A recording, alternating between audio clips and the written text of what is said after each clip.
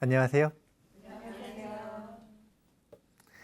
금강경에 물들다 26번째 시간입니다.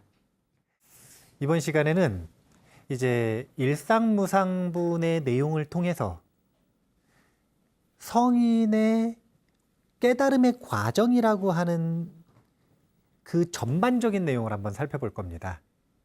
지난 시간에 이제 맛배기로 성인과 범부의 차이를 이야기를 할 때 성인은 범부 빼기 족쇄다.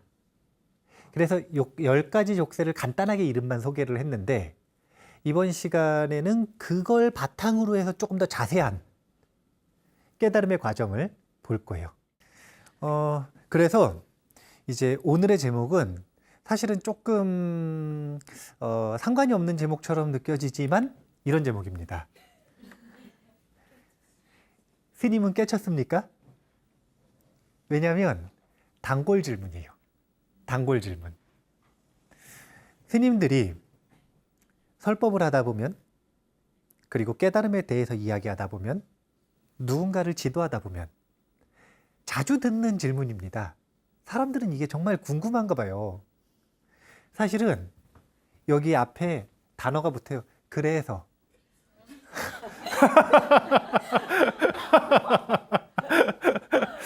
아, 그래요? 그래서 스님은 깨쳤습니까? 근데 이것은 어둠이라는 착각을 바탕으로 하고 있어요. 깨침이라고 하는 게 어둠이라고 자꾸 생각을 하는 거예요.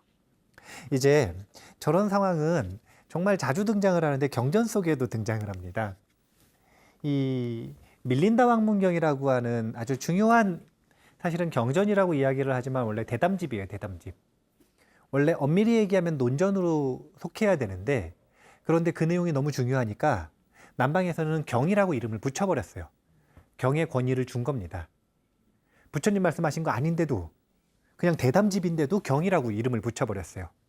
그만큼 중요한 경전이에요. 사실은 이제 불교의 전반적인 철학의 입문을 할 때 되게 중요한, 그리고 동서양의 철학적인 차별점과 특징을 구분해서 잘 볼 수 있는 그런 아주 중요한 논전인데, 밀린다 왕이 그리스 왕입니다. 근데 이 사람이 나가세나 존자라고 하는 아라한이랑 계속 논쟁을 하거든요. 근데 논쟁을 해가지고 번번이 져요. 밀린다 왕은 이름부터 밀릴 수밖에 없는데 번번이 진단 말이에요. 이렇게 번번이 지는데, 근데 져놓고 궁금한 거 물어놓고 자기 궁금한 거 해결돼 놓고 중간중간에 계속 저걸 물어봐요.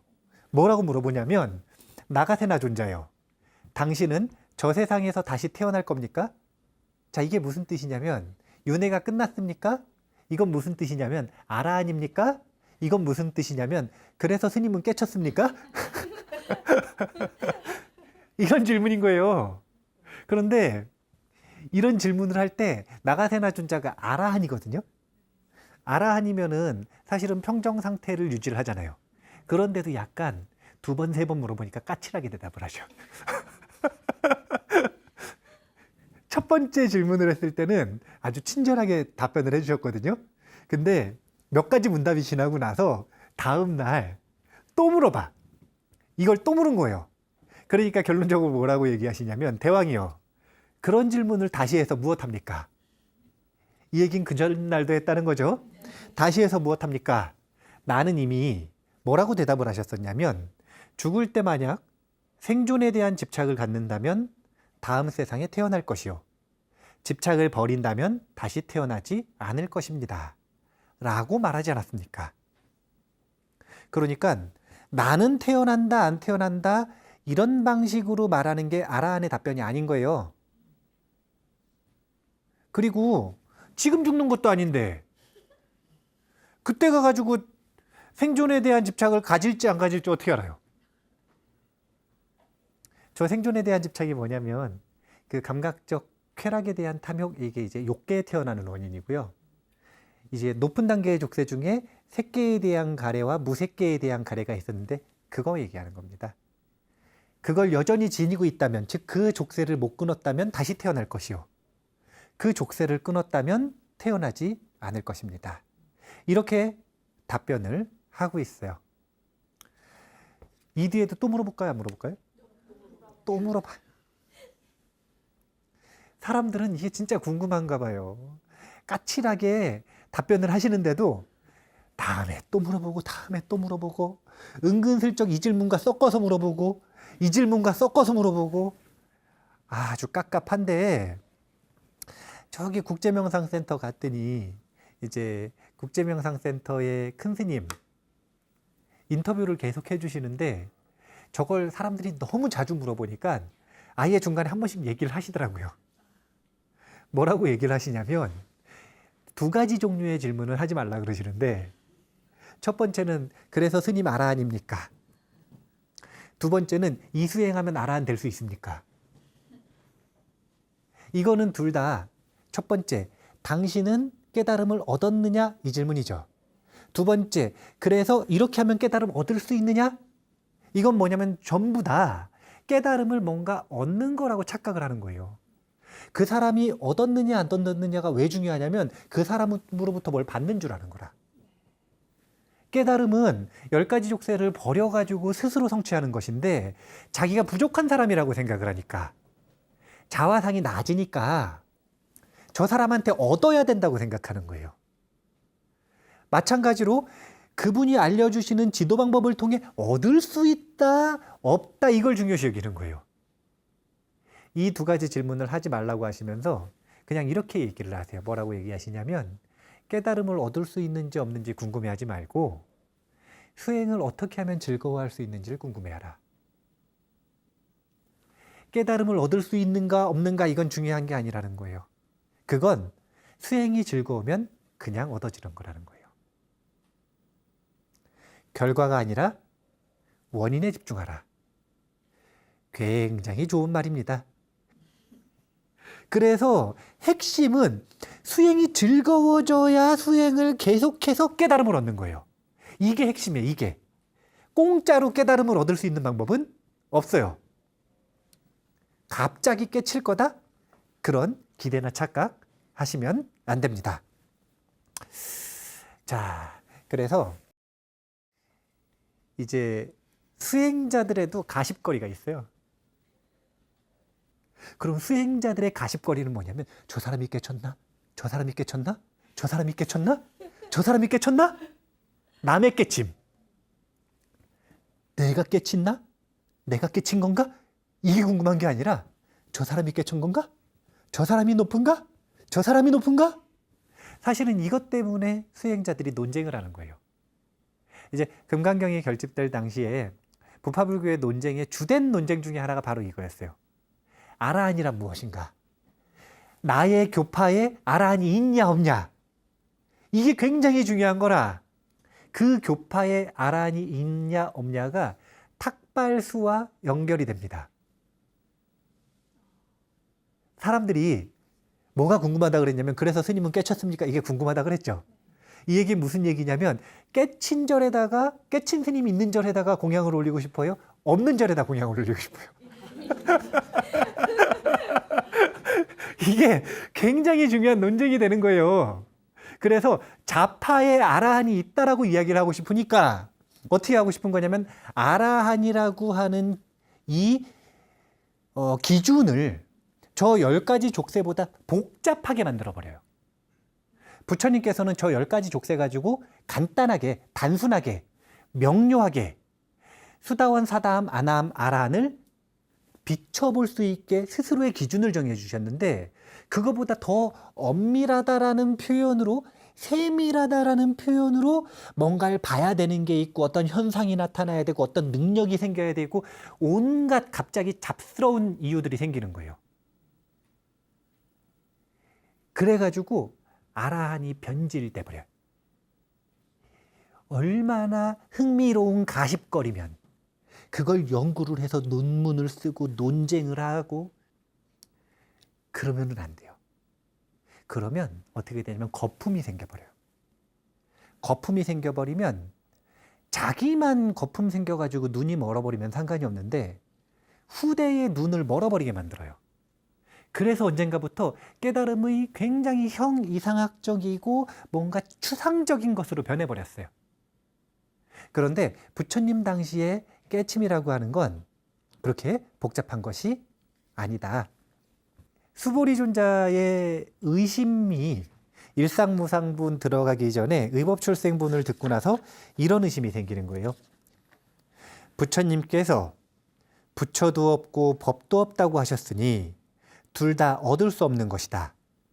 하지만 세존께서는 제자들에게 사성제의 법을 말씀하셨다. 그리고 제자들은 그 진리에 의지해 성인의 과보를 얻었다.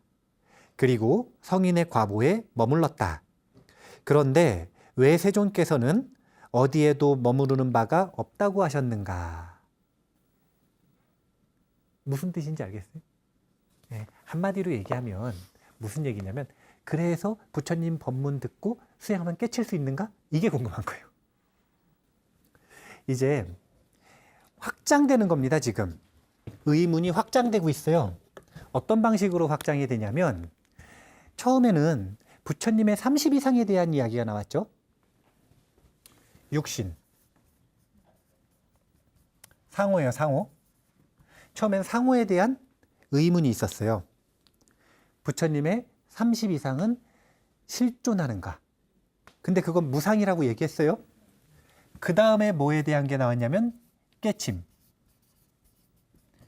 부처님은 깨달으신 법이 실존하는가?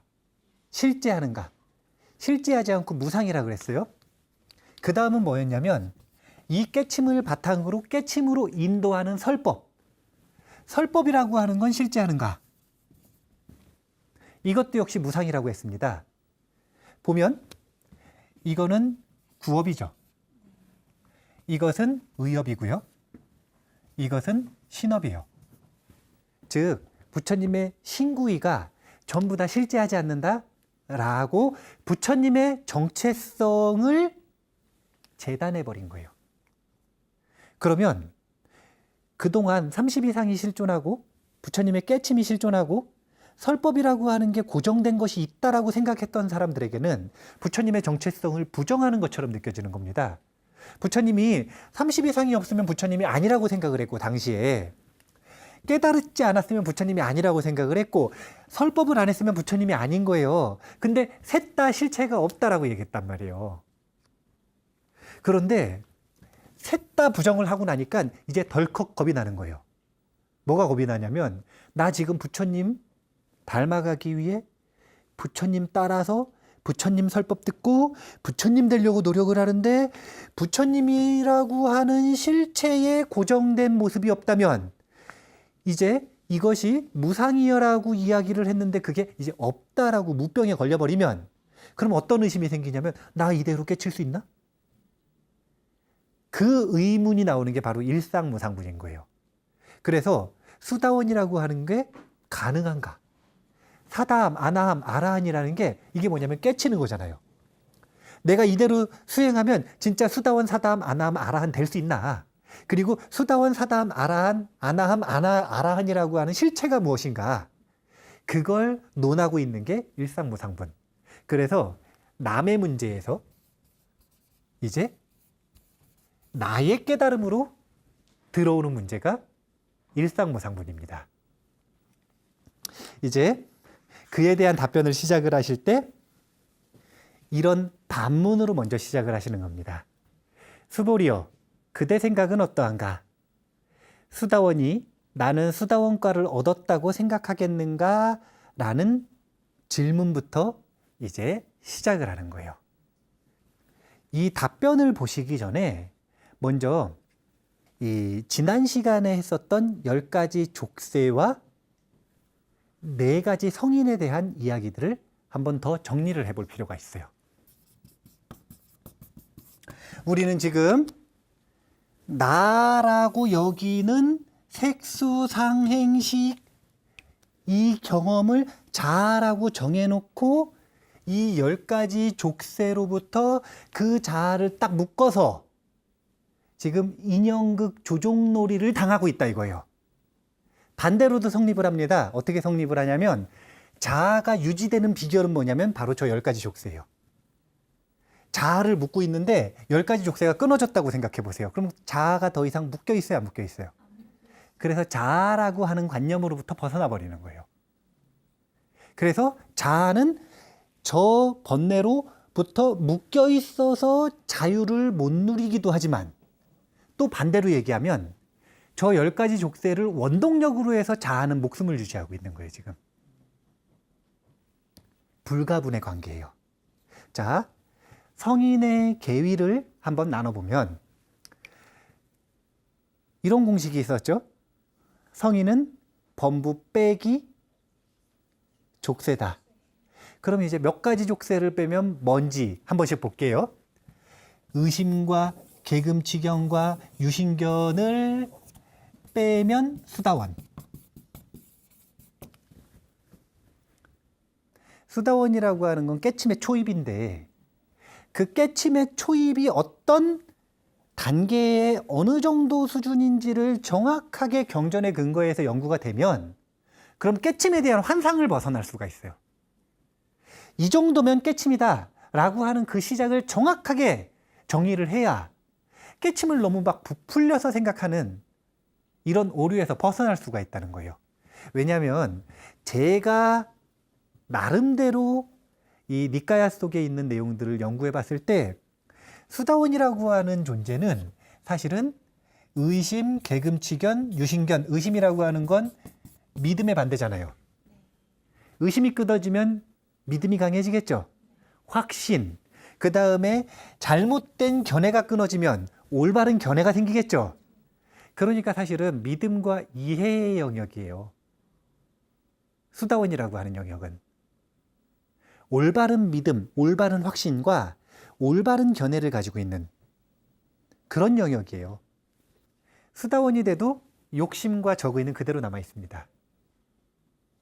이게 또 굉장히 큰 혼란을 많이 가져왔었어요.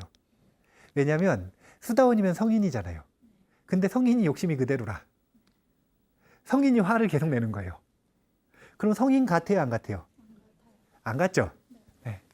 그러면 탐욕과 적의는 언제 끊어지냐면 사다함이 되면 줄어들기 시작한다고 표현해요.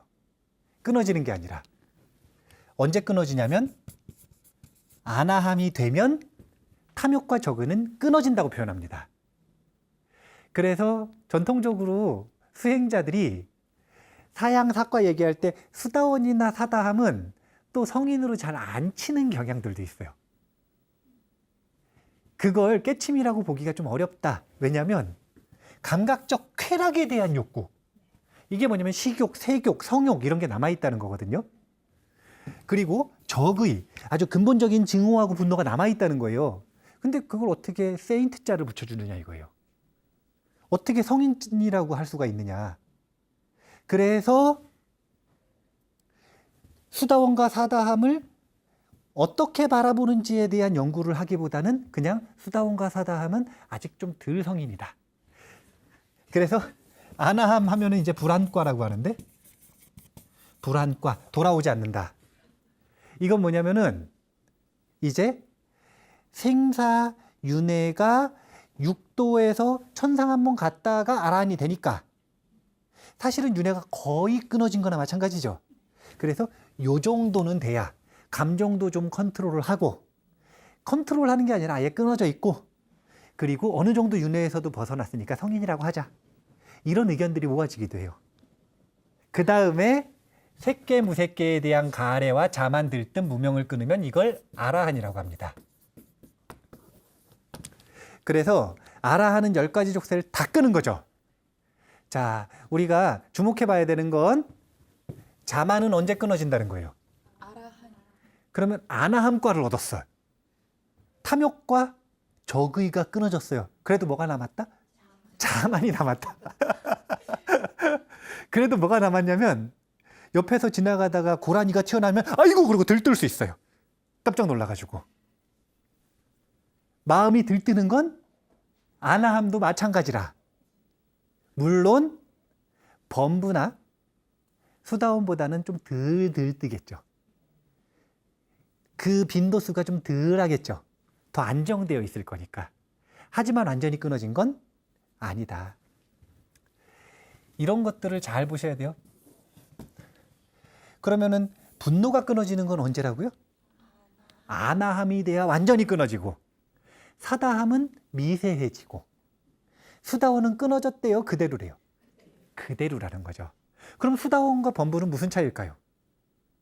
범부는 저희가 일어났을 때 잡아먹혀버려요.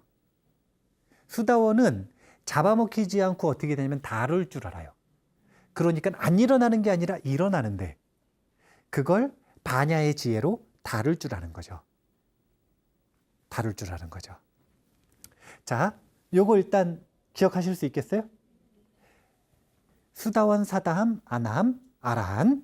그래서 모든 성현들이 다 무위법 속에서 차이가 있는 까닭입니다.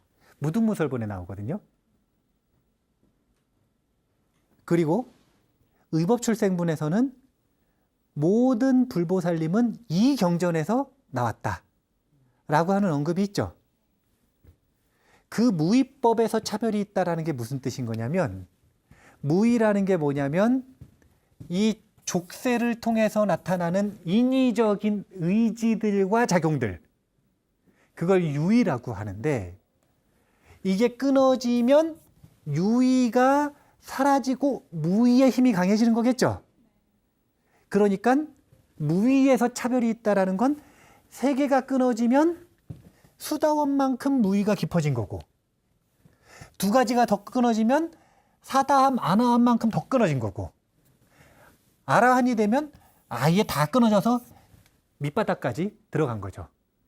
그래서 자아를 뚫고 들어갔으니까 자아가 사라져 버리는 거예요.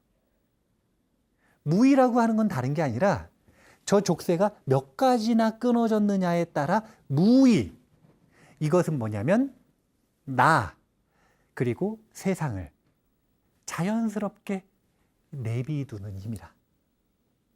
놔두는 힘. 어떻게 하려고 안 하고. 그래서 옛날 선사들이 그런 얘기들을 하는 거예요. 자, 자기가 자고 일어났는데 막 화가 나는 거예요. 그럼 화가 나는 자기를 보면 어떻게 해야 돼요? 화내면은 안 되니까? 화내면 공덕이 깎이니까? 화내면 행복하지 못하니까? 뭐 그런 여러 가지 이유가 있겠죠. 화내면 안 된다고 배웠으니까? 그런 여러 가지 이유가 있겠죠. 그러면 선사들이 뭐라 그러냐면, 남의 살림에 왜 상관이냐 이렇게 얘기해요. 사람들은 내 마음에서 화가 나니까, 내 마음이니까. 이건 누구 살림이에요? 내 살림이죠. 근데 선사들은 내 마음이 아니라 마음이에요. 그래서 마음에서 화가 나는데 남의 살림에 왜 상관이냐. 남의 살림에 상관 안 하면 내비둬요. 가가지고 어떻게 조종하려고 들어요. 근데 내 살림이면 어떻게 해야 돼요? 네, 막 조종하는 거 유의, 내비두는 거 무의. 그러면 조종해야지 금방 끊어질 것 같으세요? 내비두면 금방 끊어질 것 같으세요? 내비둬야 금방 끊어져요. 원래는요, 분노는 자연 수명이 90초랍니다. 분노라는 감정은 어떤 특정 조건 때문에 일어났다가 가만히 내비두면 90초 안에 끊어진대요. 이게 원래 자연 수명이래요. 근데 그걸 가지고 이걸 화를 낼까 말까, 참을까 말까, 어떻게 할까, 어떻게 다룰까, 이걸 어떻게 해야 되지, 이것 때문에 고통스럽다, 이게 없어졌으면 좋겠다, 온갖 유의들이 판을 치잖아요. 그러니까 수명을 계속 늘리는 거예요. 지금 뭐 하는 거냐면 분노님에게 절대로 내 마음에서 떠나지 말아달라고 간청을 하고 있는 거예요. 간청을. 분노는 이 마음에 있기 지겨워. 그래서 90초 안에 가고 싶어 지금. 빨리 방 빼고 싶은데 이 호텔에서 어떻게든 더 머물러 달라고. 애를 써서 분노님과 탐욕님과 어리석음님과 질투님과 온갖 번뇌님들을 마음에 모시고 있는 게 바로 유의의 힘이에요. 무위법 속에서 차이가 있다. 이걸 정확히 아셔야 돼요. 이 마음에 있는 번뇌와 탐욕과 온갖 것들을 모시고 있는 지금 이 상황이 고통스러워서 이 상황에서 벗어나서 성인이 되기 위해 뭘 또 계속 배우려고 그러고 얻으려고 그러고 계속 유의 막 이상한 거 막 잡동사니들을 긁어 모아요. 그래봐야 마음만 복잡해져요. 그게 아니라 어떻게 하는 거냐면 얻음이 아니라 버림. 뭘 버려야 되는지를 정확하게 알아야겠죠. 이제 10가지 족쇄 좀 외우실 수 있을까요? 못 외우시면은 다음 시간에 한 번 더 할게요. 걱정 안 하셔도 돼요. 계속 반복하면 돼요. 수다원은 개금치견, 의심, 유신견을 버린 것. 사담과 아나함은 감각적 쾌락에 대한 탐욕과 증오를 버린 것. 아라하는 색계와 무색계에 대한 가래와 자만 들뜸 무명을 버린 것. 그래서 여기서는 견해의 영역이라는 거예요. 여기서는 감정의 영역이라는 거예요. 여기는 본능. 견해, 감정, 본능. 제가 정말 자주 언급하는 내용이에요. 우리가 성인으로 나아가는데 3가지 장애가 있다 그랬어요. 견해의 장애, 생각의 장애, 그 다음 감정의 장애, 그 다음이 바로 감각, 본능의 장애입니다. 이것이 뇌의 영역에서 가장 바깥 부분, 대뇌피질에서 담당하는 거고요. 그것보다 조금 더 앞부분, 대뇌 변연계에서 담당하는 거고요. 그것보다 더 깊은 부분, 원시뇌에서 담당하는 부분입니다. 뇌의 바깥쪽부터 점점 깊은 곳으로 끊어 들어가는 과정을 보여주고 있는 거예요. 정말 다양한 학문 분야에서 공통 의견을 가지고 있어요. 다른 의견이라고 생각하시면 안 돼요. 용어만 다른 거예요. 용어만 다른 거예요. 결국은 뭐냐면 대뇌피질의 한계를 벗어날 것인가? 아니면 변연계의 한계를 벗어날 것인가? 아니면 원신의 생존 본능까지 벗어날 것인가? 이것에 따라 무위법의 차별이 생기고 성인의 차별이 생긴다. 갑자기 반야심경으로 가보죠. 갑자기 반야심경. 이제 아제아제 바라아제 바라승아제 모지사바하. 정말 유명한 노래죠. 이 본뜻이 이제 알려면은 산스크리트 원어로는 가테가테 파라가테 파라상가테 보디스바라고 읽어요. 이걸 한문으로 음역을 해가지고 아제아제 바라아제 바라승아제 모지사바로 음역을 한 겁니다. 그래서 요즘에는 반야심경 배울 때 아제아제 바라아제 이렇게 안 하고 산스크리트 전공하신 분들이 많이 와서 산스크리트 가지고 반야심경을 하니까 가테가테 파라가테 파라상가테 보디스바하라고 배우기도 해요. 이제 예불할 때는 카테가테 이러시면 안 돼요. 네, 그럼 그렇게 튀는 행동 하시면 안 되고 대중들이 하는 걸로 하셔야 되는데 배울 때는 이렇게 배우기도 해요. 그런데 의견들이 분분해요. 이거 해석할까 말까에 대해서. 해석하지 말자는 이야기도 있어요. 왜냐하면 진원이라고 하는 건 우주의 진리를 상징하는 것인데 그 상징을 아무리 해석해봐야 그 해석 속에 어떻게 그 진리를 담을 수 있느냐 이거예요. 그런데 그거 너무 신비주의로 간 거라. 원래 진원이라고 하는 것의 시작을 한번 생각을 해봐야 되는데 진원은 총지라고 하는 의미가 있어요. 이건 뭐냐면 공덕을 전부 담고 있다는 거예요. 그런데 이거의 시작은 원래 부처님 당시에는 개송에서 시작된 거예요. 부처님의 설법 방식이 한 번 얘기했던 내용을 또 얘기하세요. 똑같이. 2번 얘기한 걸 3번 똑같이 얘기하세요. 왜 그러냐면 3번쯤 들어야 사람들이 알아들으니까. 그러면 알아듣기만 했지 기억을 해요 못해요. 그래서 3번 반복하신 다음에 총정리를 노래로 만들어가지고 개송으로 얘기를 하시는 거예요. 개송이라고 하는 게 다른 게 아니라 산문 형식을 핵심 내용을 뽑아서 노래 붙일 수 있게 운문으로 만들어 놓은 거예요. 그래서 노래로 부를 수 있는 형식으로 하면서 중요한 내용을 총지한 거죠. 원래는 그런 설법 방식이었던 게 후대 대승불교로 가면서 그 개송 부분을 대신하는 게 진언이 돼버린 거예요. 그러니까 그 진언이 발전되기 전에의 근본 형태는 개송. 이 얘기는 무슨 얘기냐면 앞에 있는 내용을 전부 총괄하는 내용을 담고 있다는 거죠. 그러면 앞에 반야심경을 총괄하는 내용을 여기다 담고 있다는 거예요. 그러니까 만약에 해석을 해낸다면 저 한 문장을 가지고 가테가테 파라가테 파라상가테 보디스바라고 하는 저 한 문장을 가지고 반야심경 전체. 근데 또 반야심경은 이 심자가 마음 심자인데 핵심이라는 뜻이거든요. 뭐의 핵심이냐면 반야부, 600부 반야의 600권 반야부의 핵심이 되는 경전이라는 거예요. 그럼 어떻게 되는 거냐면 이 진원이 가지고 있는 뜻이 600권의 한마디로 요약을 해놓은 거라는 거네요. 그러니까 위대하겠어요? 안 위대하겠어요? 그래서 저걸 사실은 배우는 게 중요해요. 그 뜻이 전부는 아니지만 이 진원을 외울 때마다 기억해야 되는 내용이 있어요. 아주 단순하게 가사 해석을 하면 가라 가라 저 언덕으로 가라. 완전히 저 언덕으로 가라. 깨달음을 완성하라. 이런 표현이에요. 가라, 가라. 파라, 저 언덕으로 가라. 파라, 쌍. 완전히 저 언덕으로 가라. 보디, 깨달음을 스바, 완성하라. 그런데 저 문장 속에는 깨달음의 완전한 요정을 담고 있습니다. 첫 번째 가라는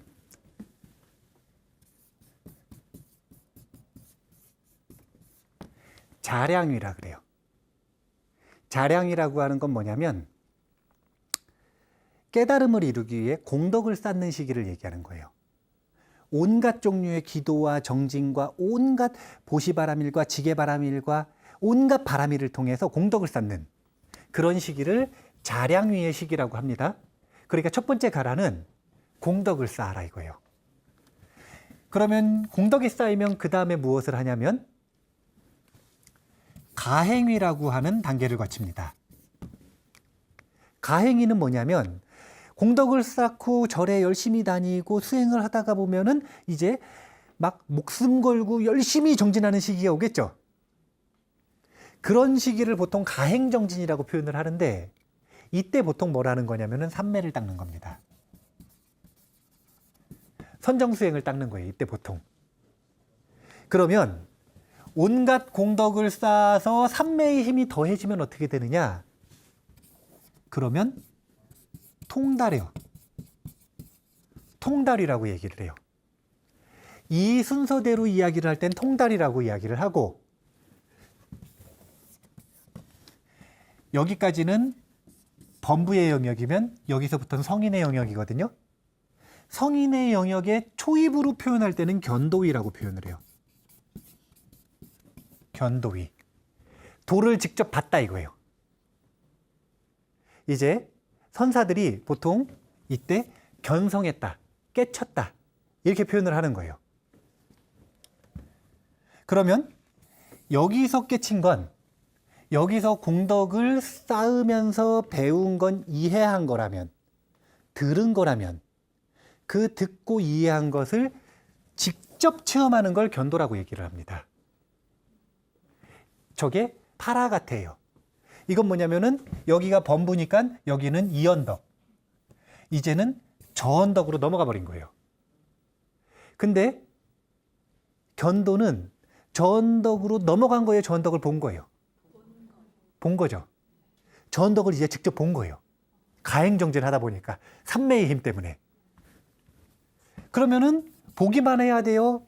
완전히 넘어가야 돼요. 그래서 파라쌍가테가 나오는데 그게 뭐냐면 수도입니다. 본 그 깨달음을 수습하는 기간을 가지는 거예요. 이거를 선사들은 여기서 견성했다고 표현을 하고 그 다음에 보림한다고 표현을 합니다.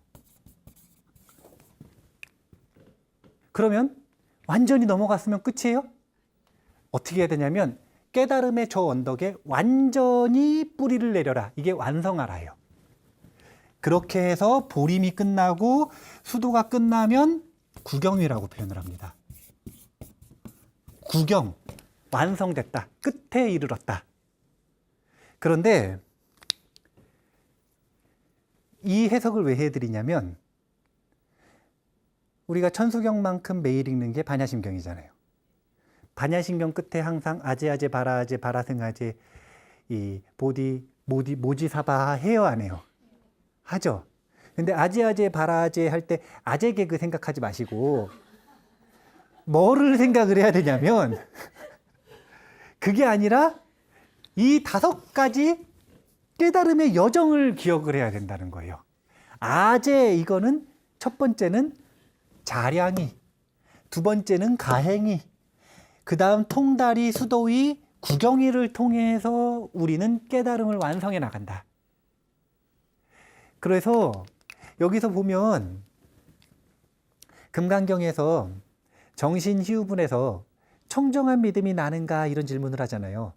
그 청정한 믿음은 여길 얘기를 하는 겁니다.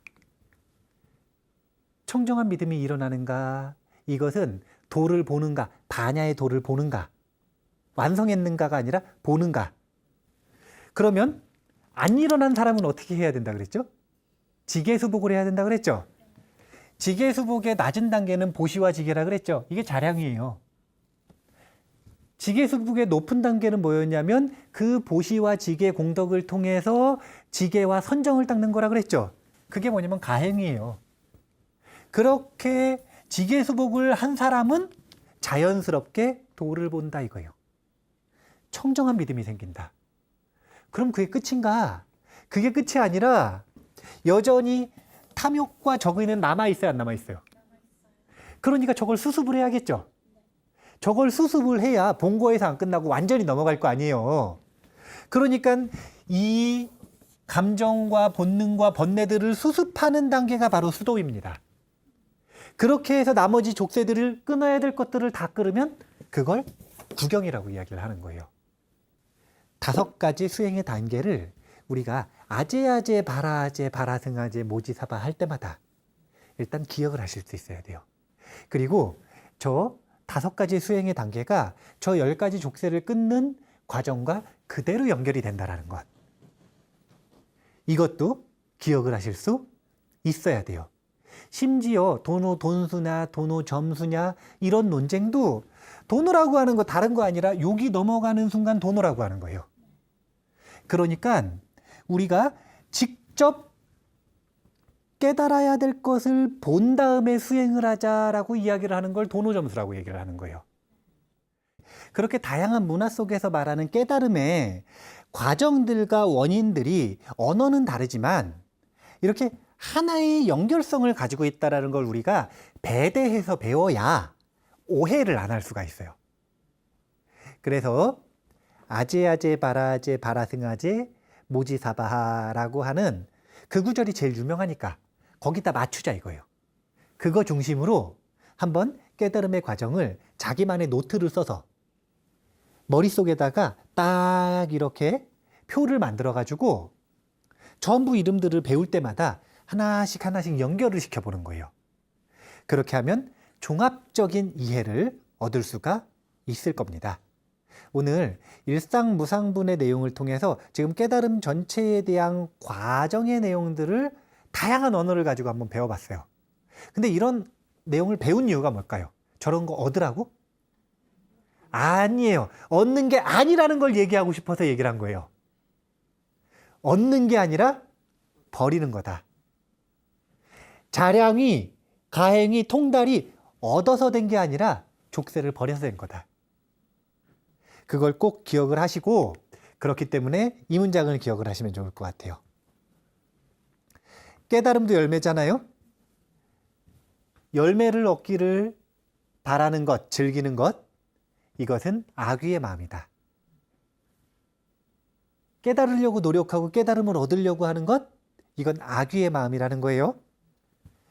그게 아니라 씨앗을 심는 것을 즐기는 것. 깨달음을 얻으려고 하는 게 아니라 수행을 즐기려고 노력하는 것. 이것은 보살의 마음이다. 그래서 자꾸 스님 깨쳤습니까? 그래서 스님 말씀대로 하면은 깨닫습니까? 이거 지금 전부 초점이 어디 맞춰져 있어요? 네, 악귀의 마음이에요. 그게 아니라 어떻게 하면 제가 수행을 즐겁게 할 수 있습니까? 제가 수행을 즐겁게 하기 위해 노력하겠습니다. 제가 수행의 인을 열심히 심겠습니다. 이런 태도로 수행을 해나갈 때 보살의 태도로 수행을 하는 거고 탐진치 없이 수행하는 거고 그렇게 할 때 우리가 원하는 마음의 안심을 얻을 수 있을 것이다. 구하는 바가 사라지면 안심이다. 구하는 바가 사라진다는 게 이제 무슨 뜻인지 좀 아시겠죠? 점점 더 자세하고 광대하게 아실 수 있게 다양한 언어를 가지고 또 이야기를 해드리겠습니다. 다음 시간에는요, 초기경전에서의 수다원, 사담, 아남, 아란이 아니라 금강경식 수다원, 사담, 아란, 아란이 또 틀려요. 금강경에서는 뭐가 수다원이고 뭐가 아란인지 어떻게 말씀하시는지를 본격적으로 배워보도록 하겠습니다. 자, 그러면 오늘 이만 마치도록 하겠습니다. 감사합니다. 감사합니다.